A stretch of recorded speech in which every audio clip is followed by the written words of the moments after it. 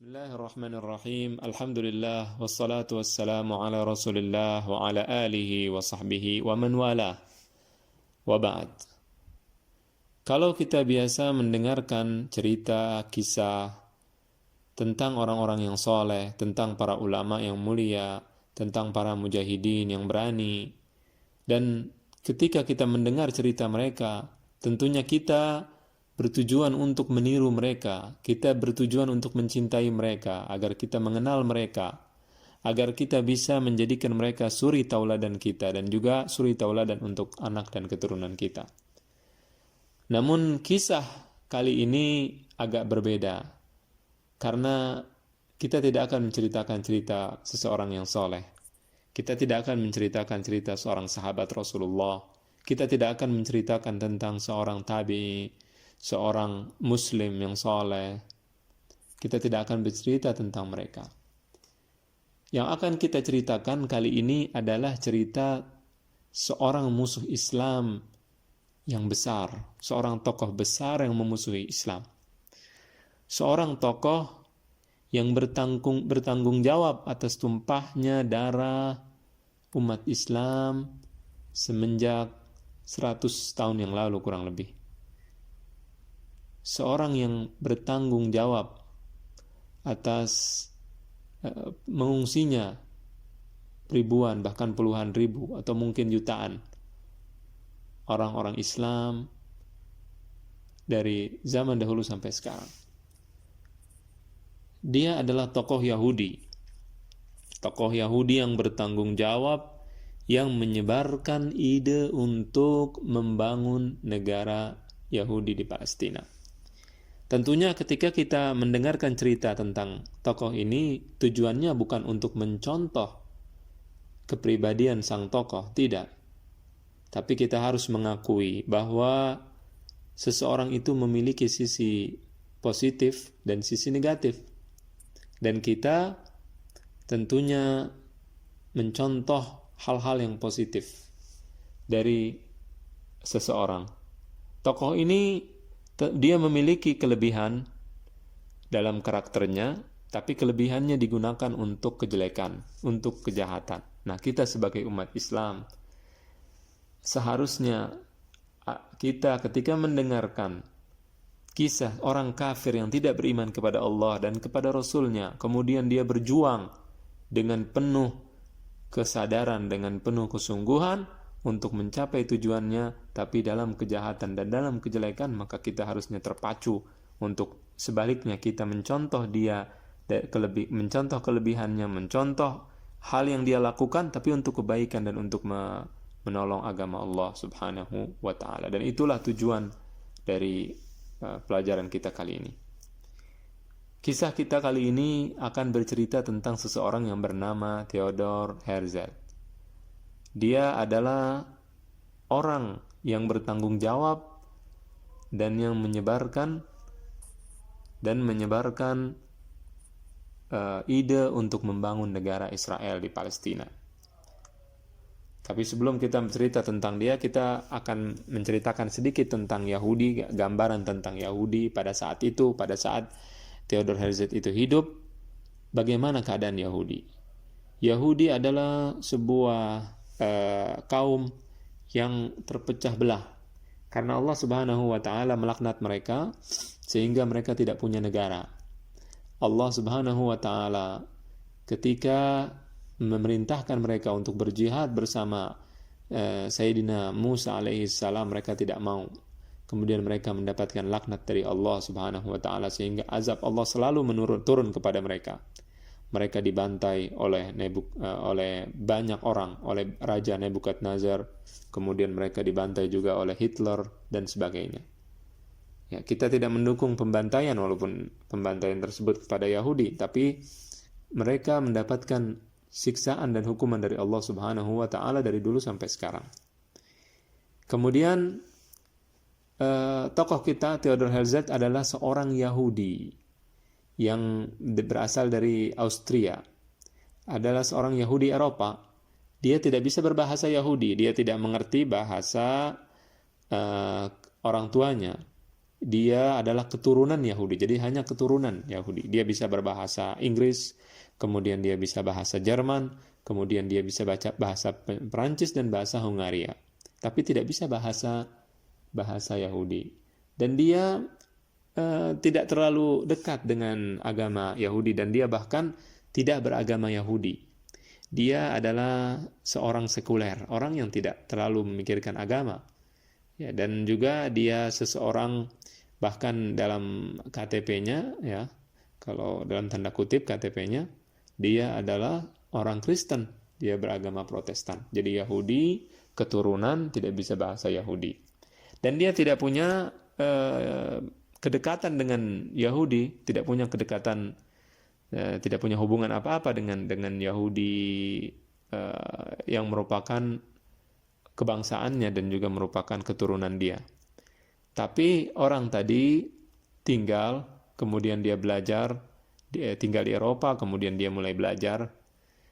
Kemudian dia mengambil gelar doktor di bidang hukum dan mulai bekerja sebagai sesuai profesinya di dalam bidang hukum. Namun setelah beberapa saat dia merasa tidak cocok dengan pekerjaannya tadi, kemudian dia beralih profesi menjadi seorang wartawan. Dan dia mulai bekerja. Dia di Austria, namun dia bekerja di Paris. Dia pindah ke Paris dan bekerja di sana untuk koran di Paris. Di sana dia tidak terlalu memikirkan isu-isu yang berkaitan dengan Yahudi. Dia bekerja sebagai seorang wartawan. Tahun pertama, tahun kedua, tahun ketiga, tahun keempat tidak ada hal-hal yang dia pikirkan mengenai Yahudi. Dia dari profesinya sebagai wartawan banyak mengenal orang-orang besar dan mulai masuk ke dunia politik.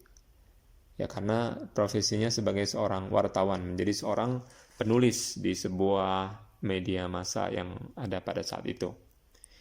Kemudian ada suatu kisah, ada suatu hal yang membuat Theodor Herzl ini berubah. Yang tadinya tidak terlalu peduli dengan asal keturunan dia, yaitu Yahudi. Dia pernah atau dia mendengar suatu kasus di Prancis yang merubah kehidupannya. Kasus tadi adalah seorang perwira di Prancis, keturunan Yahudi, dipecat, kemudian dihinakan, dan dituduh sebagai mata-mata. Oleh karena itu jabatannya diturunkan dan dia dipecat dari pekerjaannya. Pada saat itu sang wartawan tadi, Theodor Herzl, tokoh kita ini, dia mulai tergerak ke kefanatikannya sebagai seorang Yahudi. Karena dia tahu dan dia mendengar dan kita semua tahu bahwa orang Yahudi itu dibenci di mana-mana. Orang Eropa tidak suka dengan orang Yahudi. Orang Eropa tidak menyukai orang Yahudi. Mereka diusir dari berbagai tempat. Bahkan oleh Hitler dibantai seperti yang saya katakan tadi. Maka di sini dia mulai membuat sebuah pemikiran. Dia mulai menulis di media, di koran yang dia bekerja di sana. Dia mulai menulis dan mulai menyerang orang-orang Eropa, khususnya Prancis pada saat itu, membela sang perwira Yahudi yang dihina dan dituduh sebagai mata-mata tadi. Nah, di sini mulailah Theodor Herzl membela orang tadi dan berpikir bagaimana caranya saya atau orang Yahudi itu bisa memiliki kebebasan, bisa memiliki kekuatan, bisa memiliki tempat. Tidak seperti sekarang mereka selalu dihina, mereka selalu diremehkan, dan mereka selalu dijadikan bulan-bulanan oleh orang-orang Eropa. Maka Theodor Herzl mulai berpikir.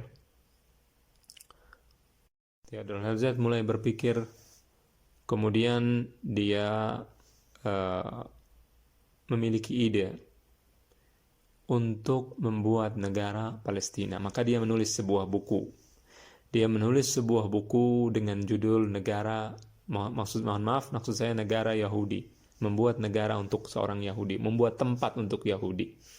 Di sini dia berpikir bahwa bagaimana caranya membuat orang Eropa itu tidak resah lagi dengan Yahudi, membuat orang Eropa membantu orang Eropa untuk melepaskan diri dari Yahudi.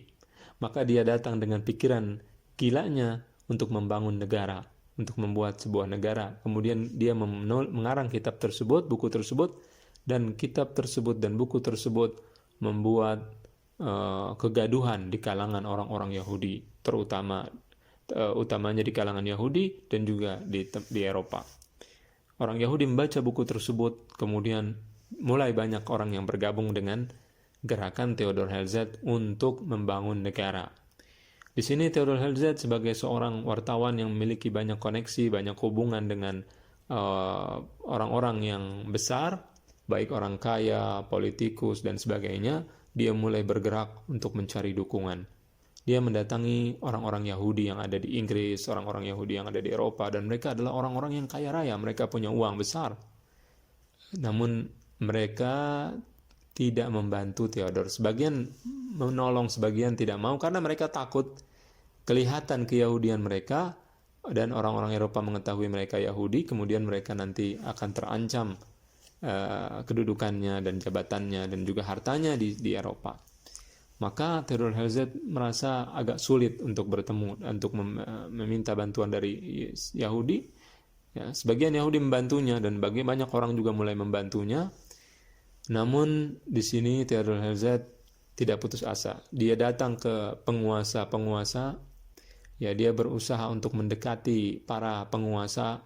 Dia datangi pemerintah Jerman, dia datang ke negara Jerman untuk memohon bantuan, untuk meminta tempat untuk orang Yahudi. Jadi tujuannya adalah tempat untuk orang Yahudi. Theodor Herzl ini seperti yang saya katakan, dia bukanlah seseorang yang beragama. Dia bukan seseorang yang ingin mendirikan negara agama, tidak. Justru dia ingin membuat tempat bagi Yahudi dimanapun tempat itu berada. Dia mulai berpikir di seluruh dunia. Dia berpikir di Uganda, kemudian berpikir di Palestina, kemudian dia berpikir di Mesir, di Sina, kemudian dia berpikir untuk mendapat tempat di Argentina dan lain-lain. Ya, namun dia merasa dan dia melihat bahwa di Palestina ada peninggalan-peninggalan Yahudi. Di sana banyak sekali kedekatan atau banyak sekali hal-hal yang bisa menarik orang Yahudi untuk datang di seluruh dunia. Nah, di sini Theodor Herzl mendirikan media massa, membuat koran yang bernama Suara Israel. Kemudian Theodor Herzl juga mendirikan bank yang dikuasai oleh Yahudi untuk tujuan membangun negara tersebut. Kemudian Theodor Herzl juga membuat muktamar, yaitu perkumpulan Yahudi. Dia mengundang orang-orang Yahudi dari seluruh tempat dan juga para politikus dan orang selain Yahudi yang ingin membantu Yahudi untuk membangun negara Israel. Si Theodor Herzl ini tidak bisa bahasa Yahudi. Pada saat pertama kali muktamar, dia baru mulai belajar. Dia mengatakan, aku berbicara panjang lebar di muktamar tersebut, di seminar tersebut, namun aku tidak bisa bahasa Yahudi. Dia hanya dia mulai belajar sedikit bahasa Yahudi dan mulai mengajarkan bahasa yang sudah hampir punah dan tidak dipakai. Hampir punah dan tidak dipakai. Ini pelajaran sangat penting. Orang ini keturunan Yahudi, belajar bahasanya dan dia tidak bisa bahasa ibunya, bahasa nenek moyangnya, namun dia belajar karena ingin sesuatu dari bahasa tersebut. Bagaimana orang-orang yang punya keturunan misalkan keturunan Arab, kemudian dia tidak mau belajar bahasa Arab. Bagaimana orang-orang yang Muslim, seorang Muslim, kemudian dia tidak mau belajar bahasa umat Islam, yaitu bahasa Arab. Ya, mereka lebih bangga dengan bahasa-bahasa lainnya. Kita tidak ada masalah belajar bahasa apa saja. Namun yang paling penting adalah kita tidak bodoh, tidak buta dengan bahasa Al-Quran Al-Karim. Kemudian mulailah Theodor Herzl ini membuat muktamar. Setiap tahun diadakan muktamar.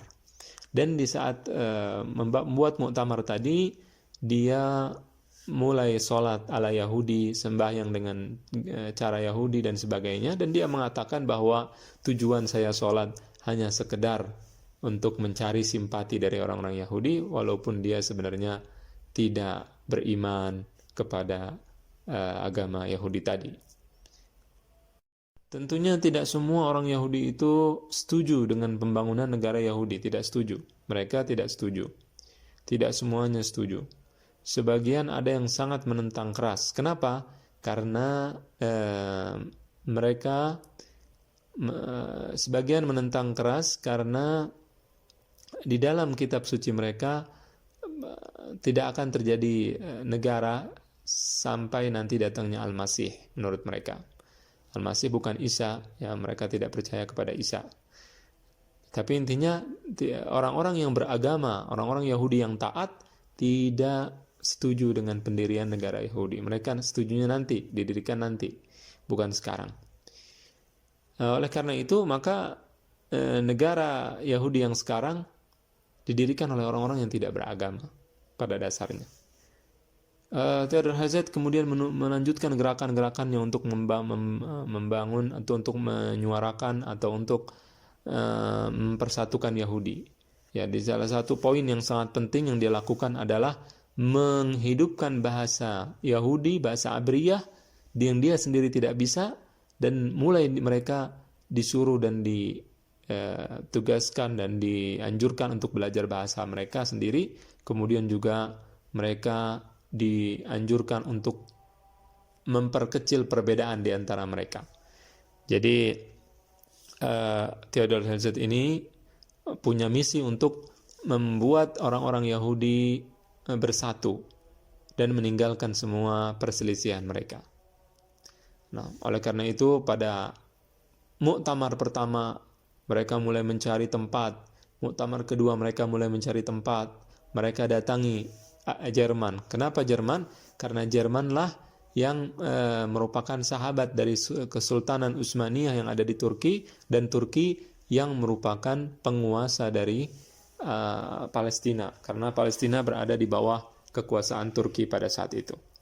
Kemudian tidak sampai di Jerman, dia datangi Sultan Abdul Hamid yang ada di Turki, datang dan memberikan sogokan kepada Sultan, dan juga datang untuk membeli Palestina dari Sultan Abdul Hamid. Kemudian Sultan Abdul Hamid mengatakan bahwa Palestina bukan punya saya. Palestina adalah milik umat Islam. Palestina dibebaskan oleh darah-darah para mujahid. Itu bukan milik saya. Dia ingin memberikan uang kepada Sultan. Kemudian dia ingin memberikan uang kepada pasukan Sultan. Kemudian dia ingin memberikan pinjaman untuk Turki. Kemudian dia ingin memberikan bantuan kepada militer Turki, dan dia ingin juga membeli Palestina dengan uang yang tidak sedikit jumlahnya, yang sebenarnya pada saat itu Kesultanan Turki Utsmani sangat perlu dengan uang tersebut, karena memang mereka sedang dalam keadaan susah, mereka punya hutang yang begitu banyak. Namun Sultan Abdul Hamid dengan tegas dan keras menolak semua bentuk tawaran dari Theodor Herzl. Kemudian Theodor Herzl pulang dengan tangan hampa. Di sini dia tidak putus asa. Dia berangkat ke Rusia. Ya, dia berangkat ke Jerman. Jerman menolak dia karena punya hubungan baik dengan Turki. Kemudian dia datang ke Rusia. Di Rusia mereka diolok-olok. Kemudian mereka pindah karena kita ketahui bahwa Rusia tidak suka dengan Yahudi pada saat itu. Kemudian mereka akhirnya mereka pergi ke satu tempat, satu negara, yaitu Inggris. Ketika Yahudi memberikan ide untuk membuat negara di Palestina, membuat negara, maka mereka menyetujuinya. Tadinya mereka akan diberikan tanah di Sina di daerah Mesir. Ya, dan sebagian memberikan opsi di Argentina. Namun Theodor Herzl menolak hal tersebut. Karena apa? Bukan karena dia tidak mau. Tadinya dia mau mengambil Mesir, tadinya mau mengambil Palestina, namun pemikiran strategis. Dia menganggap bahwa Argentina terlalu jauh. Dia menganggap bahwa di Sina, di Mesir itu tempat yang tidak banyak air sehingga sulit. Dan akhirnya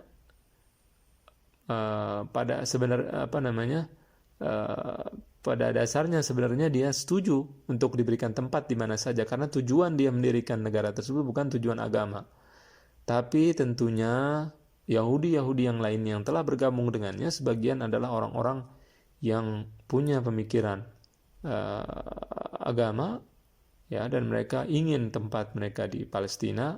Akhirnya mereka tidak mau kecuali Palestina, dan disitulah kemudian Inggris pun menyetujui pemberian Palestina kepada Yahudi. Di sini saat Theodor Herzl membuat muktamar yang pertama di Swiss, ketika mengumpulkan Yahudi, maka dia mengatakan, pada tahun pertama ini orang akan mengolok-olok aku. Mereka ketika aku katakan aku akan membuat negara, maka mereka akan mengolok-olok aku. Kemudian 5 tahun berikutnya mereka akan mengatakan mungkin. Namun 50 tahun berikutnya negara Yahudi akan tegak dan berdiri. Dan ternyata memang benar, dengan usahanya yang sangat besar, dengan usahanya yang tidak pantang menyerah, dengan usahanya yang kuat, dan dia pun berhasil untuk membuat sebuah negara yang aneh secara geografi, yang aneh secara apapun juga aneh, karena dia tiba-tiba datang, kemudian membawa orangnya, kemudian tinggal di tempat tersebut, kemudian membunuhi para penduduk asli, kemudian dia menjajah tempat tersebut. Jadilah negara yang jahat, negara yang bertanggung jawab atas tumpahnya darah umat Islam di Palestina, ya, dan tentunya Inggris bertanggung jawab penuh atas semua kejahatan dilakukan oleh Yahudi pada saat ini. Dan mereka adalah orang kafir, wal kufru millatun wahidah, dan kekafiran itu beragama satu. Ya, kadang-kadang mereka saling membenci, namun pada saat mereka menghadapi umat Islam, maka mereka akan bersatu padu menghadapi umat Islam, karena kebenaran akan dihadapi oleh kebatilan yang bersatu padu. Namun kemudian akhirnya Theodor Herzl meninggal dunia sebelum dia melihat berdirinya dan tegaknya negara Yahudi. Namun dialah yang menggerakkan orang-orang Yahudi untuk membentuk negara tersebut. Nah, dia meninggal sebelum dia melihat hal tersebut terjadi. Ya, dia meninggal dalam usia yang sangat muda. Kalau saya tidak salah sekitar 35 tahunan dia meninggal. Ya, itu adalah cikal bakal negara Yahudi, dan dia adalah bapak pendiri negara tersebut. Ya, mudah-mudahan yang mendengar ini bisa mendapatkan manfaat yang besar dan terpacu untuk kita berpikir apa yang akan kita lakukan untuk agama kita, untuk negara kita, untuk keluarga kita, untuk diri kita, untuk akhirat kita. Kalau orang kafir seperti itu, untuk hanya sekedar untuk karena fanatiknya dia dalam kesukuannya, dia berhasil membuat sebuah negara dengan kesungguhan. Dia pernah ditolak dan dia pernah diremehkan, dia pernah dihina, tapi dia tetap berjuang. Bagaimana dengan kita yang Allah janjikan bagi kita surga yang isinya lebih mulia dari dunia dan segala isinya. Allahu a'lam.